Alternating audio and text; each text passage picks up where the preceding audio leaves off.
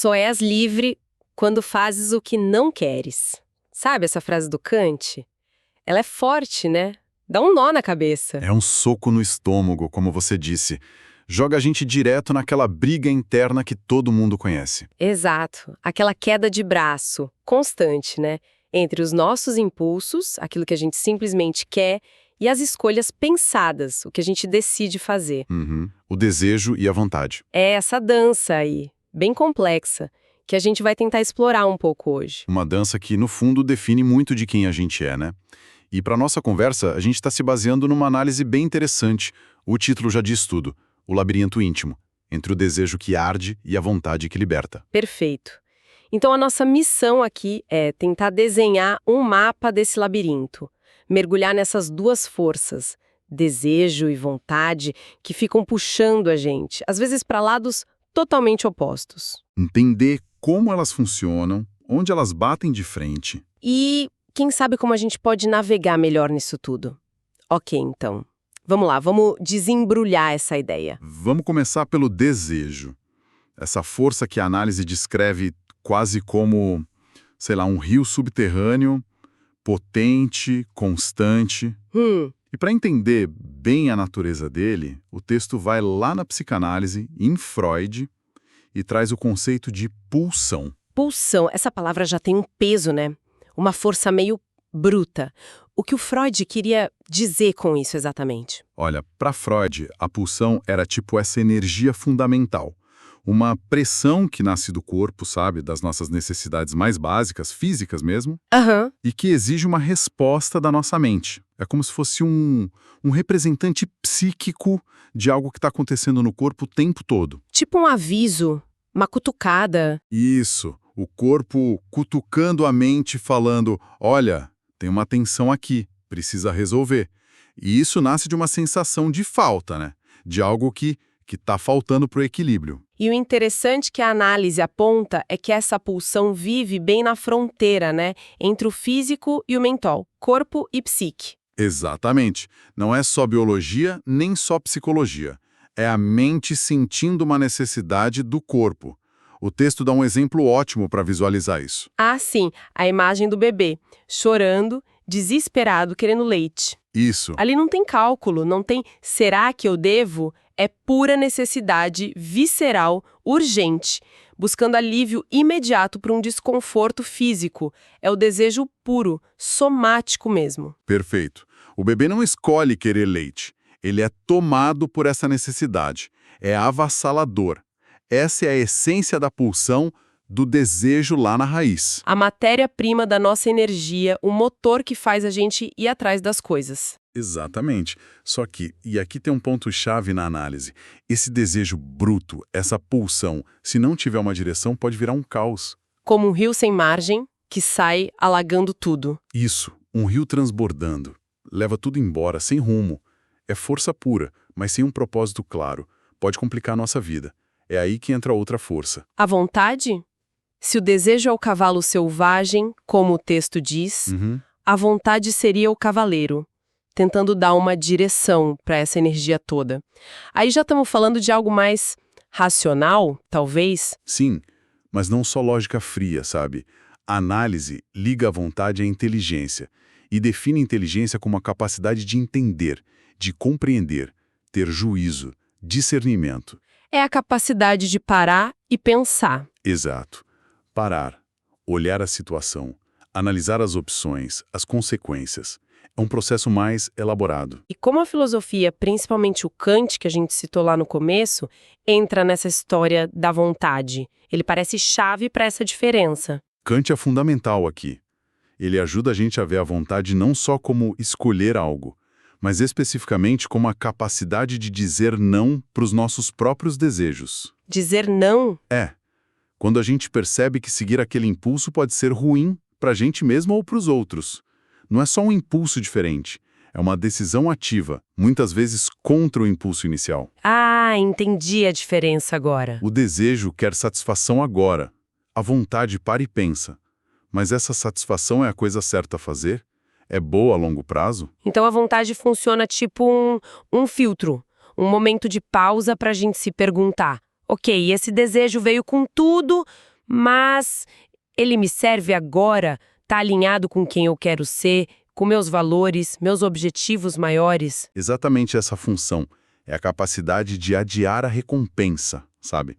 De resistir àquele prazer imediato, em nome de algo maior. Pode ser um objetivo de longo prazo, um princípio ético, o bem-estar de outra pessoa. A análise chama isso de um jeito muito forte. Liberdade em exercício. Liberdade em exercício? Toda vez que a vontade ganha de um impulso ruim, a gente está exercitando a nossa liberdade. Faz sentido. O contraste fica bem claro agora. Vamos tentar resumir as diferenças que a análise mostra. Boa. Origem. O desejo vem mais das entranhas, do corpo, da emoção, né? Do instinto. A vontade já nasce da razão, da reflexão, do nosso pensar sobre. Certo. Objetivo. O desejo quer alívio e prazer agora. Já a vontade busca agir do jeito certo, pensando nas consequências, talvez até num jeito ideal de agir, universalmente. Isso. Natureza. O desejo é impulso, é exigência, quase uma força da natureza dentro da gente. A vontade é escolha, é autonomia, é a capacidade de falar não para esse impulso. E até o jeito como eles aparecem é diferente. O desejo grita, eu quero, quase como uma necessidade básica. É. A vontade afirma, eu escolho, mostrando que teve um processo ali, uma decisão consciente. E o ponto talvez mais crucial, a relação com a liberdade. O desejo puro, solto, pode acabar prendendo a gente, né? Viramos reféns de cada vontadezinha que aparece. Exato. Já a vontade, quando a gente consegue desenvolver e usar bem, é o que leva para a autonomia de verdade, para a capacidade de decidir o próprio rumo. E é justamente aí, nesse campo de batalha interno, nesse choque entre o desejo que queima e a vontade que tenta guiar, é aí que a frase do Kant lá do início ganha toda a força. Só és livre quando fazes o que não queres. Que, como a análise deixa bem claro, não é um convite para a gente ficar se torturando, né? Buscar sofrimento por sofrer. É algo mais fundo que isso, certo? Muito mais. Não é para querer não querer. É ter a força de escolher não seguir um querer que, depois de pensar, a gente vê que não é legal. Que é prejudicial. Isso. Prejudicial para a gente ou para os outros, ou que não está alinhado com nossos valores. É se libertar da tirania do impulso, como diz o texto. Tirania do impulso. Bom termo. É a gente afirmando a nossa capacidade de escolher conscientemente, em vez de só reagir no automático. É nesse ato de escolher contra o impulso imediato que mora a liberdade. A análise traz uns exemplos do dia a dia que deixam isso bem concreto. Tipo o clássico dilema do chocolate para quem está de dieta. Ah, sim. O desejo grita pelo açúcar, pelo prazer na hora. A vontade, lembrando do objetivo maior, saúde, bem-estar, diz não. Nesse não para o chocolate, tem uma pequena vitória. Uma liberdadezinha conquistada sobre o apetite. Ou imagina uma briga feia, discussão acalorada. Uhum. O desejo primário pode ser o quê? Revidar igual, gritar mais alto, ofender para ganhar a briga na marra. Sim, infelizmente comum. Mas a vontade, ela pode inspirar uma pausa, respirar fundo, tentar ouvir o outro lado, buscar uma saída calma, mesmo que o corpo peça a explosão. Escolher a calma, aí, é um ato de liberdade sobre a própria raiva. E a procrastinação, nossa amiga de sempre. Essa não falha. O desejo é pelo conforto imediato de adiar aquela tarefa chata, difícil. A gente quer o alívio de não ter que lidar com aquilo agora. Total. A vontade, por outro lado, reconhece que a tarefa é importante, que vai ser bom terminar. E aí mobiliza a energia para começar mesmo sem vontade nenhuma. Vencer essa inércia e agir. Também é liberdade. Liberdade sobre a preguiça, sobre o medo, talvez. E é justamente nesses momentos de decisão, quando a gente está pesando o que fazer, que entra outro conceito do Kant, que a fonte menciona, e que é crucial, o imperativo categórico. Ah, lá vem ele de novo. Sim, e aqui a coisa fica realmente interessante, porque não é só sobre escolher, mas sobre como escolher, de um jeito ético. Imperativo categórico. Nome imponente. Como ele se encaixa nessa briga interna aí? Basicamente, o Kant propõe um teste para nossa escolha. Antes de agir, baseado na sua vontade, que está avaliando um desejo, se pergunte: essa regra, esse princípio, a máxima que eu estou prestes a seguir, ela poderia virar uma lei universal? Tipo, eu gostaria que todo mundo sempre agisse desse mesmo jeito nessa situação. É isso. Exatamente isso. É um chamado para a gente pensar de forma universal sobre a nossa ação. Entendi. É um filtro ético poderoso. Força a gente a sair do nosso próprio umbigo, da conveniência do momento. Uhum. Aplicando no exemplo da briga. A máxima, posso gritar e ofender quando tô com raiva? Dificilmente passaria no teste, né? Ninguém ia querer viver num mundo assim. Exatamente. O imperativo categórico convida a gente a usar a inteligência não só para ver o que é bom para nós, mas para pensar num bem maior, numa conduta que possa ser defendida como correta para todo mundo. Faz sentido. É a razão não só gerenciando o impulso, mas buscando um fundamento ético para agir. A vontade tentando se alinhar não só com nossos objetivos, mas com princípios universais. Isso eleva bastante a discussão sobre a vontade, né? Leva para um nível moral. Reconhecer toda essa dinâmica interna, o desejo pulsando forte, a vontade tentando arbitrar, esse conflito rolando o tempo todo já é um passo enorme. Mas a vida real Complicada. não é simples. Como é que a gente pode, na prática, fortalecer essa vontade e navegar melhor nesse labirinto todo? A análise sugere uns caminhos terapêuticos, né? Sim, a psicoterapia aparece como um espaço muito bom para esse autoconhecimento e para desenvolver isso. O material que a gente está vendo destaca duas abordagens que podem ajudar bastante nesse ponto. A primeira é a neuropsicanálise clínica. Neuropsicanálise, que combinação! O que ela oferece para essa questão do desejo e da vontade especificamente? Olha, o fascinante aqui é que ela se propõe a ir fundo, investigar as raízes dos nossos padrões de desejo e das nossas dificuldades em usar a vontade. Como assim raízes? Ela olha para como as nossas experiências de vida, principalmente lá atrás, na infância, podem ter moldado essas pulsões, sabe?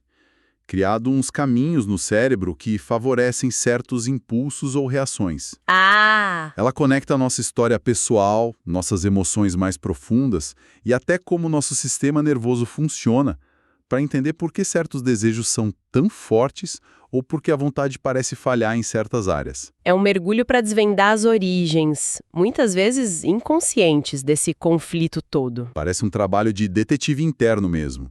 Buscar a história por trás dos nossos impulsos mais teimosos e das dificuldades de escolher. E a outra abordagem que mencionaram, a terapia cognitivo-comportamental, a TCC, essa tem fama de ser mais prática, focada no agora. Ava fundo nas origens, a TCC, como o texto descreve, ela dá ferramentas mais diretas para fortalecer o que eles chamam de músculo da vontade no presente. Músculo da vontade, interessante. Ela foca em identificar aqueles padrões de pensamento automático, sabe? Que muitas vezes vêm junto e alimentam os desejos que a gente quer controlar. Tipo, aqueles pensamentos, só hoje não faz mal. Eu mereço isso agora. Não vou conseguir resistir mesmo. Segunda eu começo a dieta. Pensamentos que dão uma desculpa pra gente ceder pro impulso, né? Que sabotam a vontade. Isso. A TCC ensina a pessoa a reconhecer esses pensamentos que não ajudam, a questionar se eles são válidos mesmo e a criar estratégias tanto de pensamento quanto de ação para lidar com eles de outro jeito. Uhum. Ela trabalha muito essa ligação direta. Pensamento gera emoção que leva ao comportamento. Entendendo como um pensamento, só um pedacinho de chocolate, leva a uma emoção, alívio, prazer antecipado, e a um comportamento, comer o chocolate. A pessoa ganha pontos para intervir, para que a vontade, a escolha consciente tenha mais chance de ganhar. Exatamente. Dá mais chance para a vontade prevalecer. Interessante. Então, uma abordagem ajuda a entender a história e a biologia do padrão, enquanto a outra dá um treino prático para mudar o comportamento agora. Podem até se complementar, né? Com certeza. E a análise não para por aí. Ela amplia o foco, sai um pouco do indivíduo e traz uma dimensão social importante, o papel da educação social. Educação social. Como isso se conecta com a nossa briga interna de desejo e vontade? Parece um pulo meio grande. Mas se a gente conectar isso ao quadro maior, a gente percebe que essa batalha interna não acontece no vácuo, né? Ela aparece e tem consequências nas nossas relações com os outros. Ah, claro. A educação social, segundo a fonte, é chave porque ajuda a desenvolver habilidades socioemocionais. E essas habilidades são cruciais para a gente lidar com essa dinâmica na convivência. Pensa em resiliência. A capacidade de lidar com a frustração quando a nossa vontade precisa dizer não para um desejo forte. Exato. Pensa em empatia. Perceber como nossos desejos impulsivos podem afetar os outros. Isso. E pensa em comunicação eficaz. A habilidade de falar da nossa vontade, dos nossos limites, das nossas escolhas de um jeito firme, mas respeitoso. Faz todo sentido. Aprender a navegar no nosso próprio labirinto deixa a gente mais apto a construir pontes e não muros nas relações. Fortalecer a vontade e saber comunicar isso de forma saudável é essencial para conviver melhor. A luta interna ecoa lá fora. Precisamente. A capacidade de usar a vontade de forma consciente e ética não é só uma vantagem pessoal. É um ingrediente vital para uma sociedade mais funcional, mais equilibrada. Então, o que tudo isso significa no fim das contas? Se a gente fosse tirar a essência dessa análise, qual seria a mensagem principal? Fica bem claro que liberdade de verdade não é como talvez a gente pense no dia a dia. Fazer tudo que dá na telha, seguir cegamente cada desejo que brota. Definitivamente não é isso. A análise aponta para uma ideia de liberdade bem mais robusta e talvez mais desafiadora também. Como assim? A liberdade genuína estaria mais ligada a desenvolver a vontade de fazer aquilo que a gente identifica como realmente significativo. Aquilo que está alinhado com nossos valores mais profundos, nossos objetivos de longo prazo, nossos princípios éticos. Mesmo quando é difícil. Mesmo e especialmente quando isso significa ir contra um desejo forte e imediato. Adorei a imagem final que a análise usa. A ideia de que a gente pode escolher construir a nossa vida como uma obra de arte esculpida por escolhas conscientes. Bonito, né? Muito. Em vez de viver como refém dos desejos passageiros. É uma visão que dá responsabilidade, mas também poder pessoal. E é fundamental a gente normalizar essa experiência de conflito, sabe? Sentir essa tensão entre o querer agora e o querer maior, entre o impulso e a escolha pensada. Isso é parte de ser humano. Faz parte. Uhum. É um sinal de que a gente está engajado nesse processo complexo que é viver conscientemente. Reconhecer essa dinâmica sem se julgar demais é o primeiro passo. Essencial para aprender a lidar com isso com mais sabedoria e talvez mais autocompaixão também. Sem dúvida. E talvez, para quem acompanhou a gente até aqui, fique uma provocação final. Um ponto para pensar, baseado em tudo isso que a gente conversou. Manda. Em quais áreas da sua vida hoje, a força que parece estar no comando é mais o impulso do momento, o desejo que arde, do que uma escolha consciente, alinhada com seus valores mais profundos? Boa pergunta. E quem sabe a pergunta seguinte seja: como seria começar, mesmo que pequeno, a esculpir conscientemente uma dessas áreas, fortalecendo a vontade na direção daquilo que realmente importa para você?